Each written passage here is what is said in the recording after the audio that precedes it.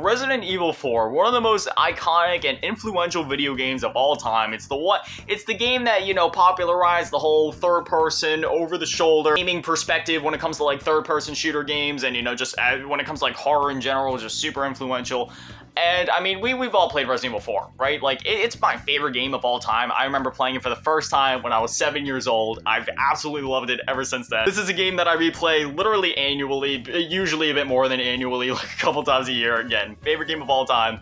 But another version of the game that came out back in the day, and I remember I bought this one again when it came out on my iPod Touch, and that was the mobile port of Resident Evil 4.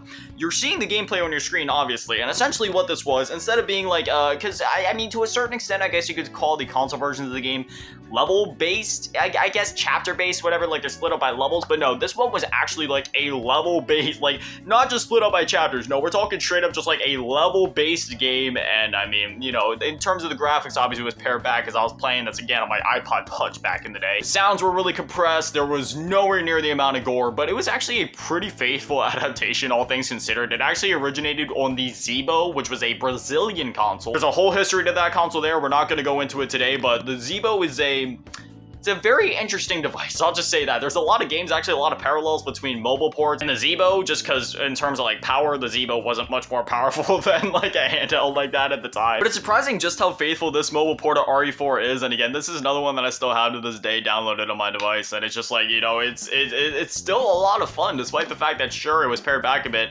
Sure, compared to the console port, the graphics weren't as like high quality, sure, the sounds were a bit more compressed, but again, it was like level-based, and you still had like the merchant in there, like in between levels, you could still upgrade your weapons, buy new ones, sell, you know, the jewels that you find throughout the levels, like putting the gems into the crowns and all that, and then selling them, and all the boss fights that you would expect. For the most part, like, most of the bosses in the game are here. You don't fight, like, Del Lago, for example, like, you know, the boat fight, but, you know, everybody else, like Sadler, Krauser, U3, like, like, literally every other boss you can think of, El Gigante, the double El Gigantes, it's all here. Honestly, it's not hard to track down a version of this game nowadays, so if you can, I'd highly recommend giving it a shot, especially if you're like me and RE4 is either your favorite or one of your favorite games of all time.